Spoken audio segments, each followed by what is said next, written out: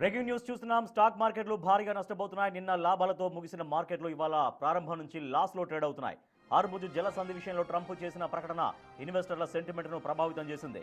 Brent crude oil barrel ధర $105 దాటడం market నష్టాలను మరింత పెంచింది. ట్రేడింగ్ ప్రారంభంలోనే సెన్సెక్స్ 1400 పాయింట్లకు పైగా లాస్ అయింది.